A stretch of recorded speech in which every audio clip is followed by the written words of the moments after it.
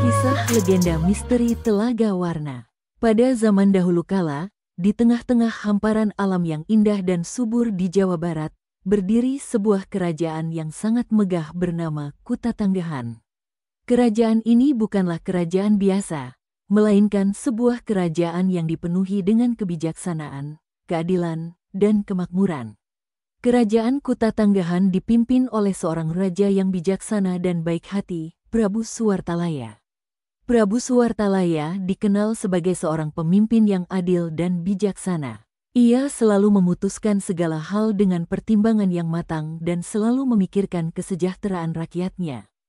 Kebijaksanaan dan kebaikan hati Prabu Suwartalaya membuat rakyatnya sangat menghormatinya dan kerajaan Kutatanggahan menjadi kerajaan yang damai dan makmur. Di sisi Prabu Suwartalaya, ada istrinya yang lembut dan penyayang, Ratu Purbamanah. Ratu Purbamanah adalah sosok yang sangat disayangi oleh rakyat Kutatanggahan. Ia dikenal sebagai seorang ratu yang memiliki hati yang lembut dan selalu memperhatikan rakyatnya. Ratu Purbamanah selalu berusaha untuk membantu rakyatnya dan membuat kerajaan Kutatanggahan menjadi tempat yang aman dan nyaman untuk hidup.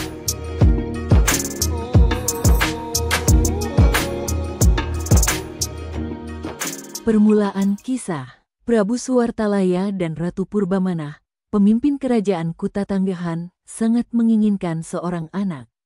Mereka telah menikah selama bertahun-tahun, namun belum juga dikaruniai keturunan. Keinginan mereka untuk memiliki anak bukan hanya sebagai penerus tahta, tetapi juga sebagai buah hati yang akan melengkapi kebahagiaan mereka sebagai sebuah keluarga. Melihat keadaan ini, Prabu Suwartalaya memutuskan untuk melakukan sesuatu yang ekstra. Ia memilih untuk bertapa di sebuah gua, menjauhkan diri dari keramaian kerajaan, dan memfokuskan diri untuk berkomunikasi dengan Tuhan. Dalam pertapaannya, Prabu Suwartalaya memohon dengan tulus dan penuh harap agar diberikan seorang anak. Setelah bertapa dengan penuh kesabaran dan ketekunan selama beberapa lama, akhirnya doa mereka dikabulkan. Ratu Purbamanah, istri Prabu Suwartalaya, hamil. Kabar ini disambut dengan kegembiraan dan syukur oleh seluruh kerajaan. Ratu Purbamanah melahirkan seorang putri yang sangat cantik. Putri ini diberi nama Dewi Kuncung Biru. Dewi Kuncung Biru tumbuh menjadi seorang putri yang sangat cantik dan menawan. Kecantikannya mempesona seluruh kerajaan dan menjadi buah hati Prabu Suwartalaya dan Ratu Purbamanah.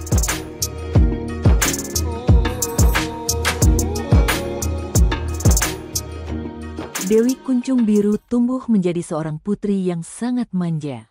Sejak kecil, ia telah dimanjakan oleh orang tuanya, Prabu Suwartalaya dan Ratu Purbamanah. Mereka memberikan segala yang diinginkan oleh Dewi Kuncung Biru, dari mainan hingga pakaian terindah. Dewi Kuncung Biru menjadi semakin manja setelah beranjak dewasa. Ia selalu mendapatkan apa yang ia inginkan tanpa perlu berusaha keras. Suatu hari, Dewi Kuncung Biru akan merayakan ulang tahunnya yang ke-17. Ini adalah hari yang sangat spesial bagi Dewi Kuncung Biru dan seluruh kerajaan Kutatanggahan. Namun, permintaan yang diajukan oleh sang putri semakin tidak masuk akal sehingga membuat raja dan ratu kebingungan. Menjelang hari ulang tahunnya, Dewi Kuncung Biru meminta kepada raja dan ratu untuk menghiasi setiap helai rambutnya dengan emas permata sebagai hadiah. Raja dan ratu pun menolak karena permintaan tersebut tidak masuk akal. Jawaban ini kemudian membuat Dewi Kuncung Biru marah. Kemarahannya ini terdengar sampai keluar istana.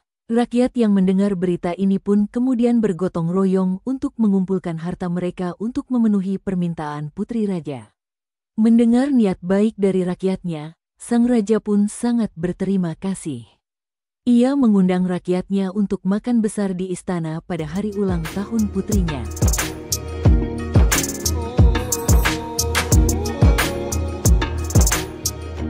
Di sela-sela pesta, rakyat kerajaan memberikan hadiah berupa perhiasan yang indah dan berharga untuk Dewi Kuncung Biru. Perhiasan ini merupakan simbol rasa hormat dan kasih sayang rakyat kepada putri kerajaan. Namun, Dewi Kuncung Biru membuang perhiasan tersebut karena ia merasa tidak membutuhkannya. Ia merasa bahwa perhiasan tersebut tidak penting dan tidak sesuai dengan keinginannya. Tindakan ini sangat mengejutkan dan mengecewakan raja dan ratu. Mereka merasa bahwa Dewi Kuncung Biru tidak menghargai hadiah dan kasih sayang yang diberikan oleh rakyatnya. Kekecewaan raja dan ratu sangat dalam. Mereka merasa bahwa Dewi Kuncung Biru telah melupakan nilai-nilai kerajaan dan tidak menghargai rakyatnya. Mereka merasa bahwa Dewi Kuncung Biru telah menjadi terlalu manja dan lupa akan tanggung jawabnya sebagai putri kerajaan. Kutukan dan terbentuknya Telaga Warna. Akibat ulah Dewi Kuncung Biru, kerajaan Kuta Tanggahan mengalami nasib yang tragis. Kerajaan yang sebelumnya megah dan makmur, kemudian tenggelam dan berubah menjadi sebuah danau.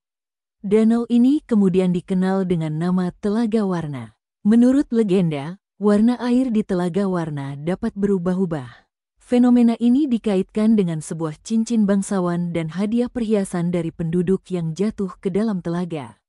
Warna air telaga yang berubah-ubah ini menjadi salah satu daya tarik utama Telaga Warna. Telaga Warna kini menjadi objek wisata yang populer di Jawa Barat. Meski menjadi sebuah danau, legenda tentang kerajaan Kuta Tanggahan dan Dewi Kuncung Biru tetap hidup dalam ingatan masyarakat setempat. Kisah tentang kerajaan Kuta Tanggahan dan Dewi Kuncung Biru menjadi bagian penting dari sejarah dan budaya masyarakat setempat. Pengunjung yang datang ke Telaga Warna tidak hanya dapat menikmati keindahan alamnya, tetapi juga dapat merasakan nuansa mistis dari legenda yang melekat pada danau ini.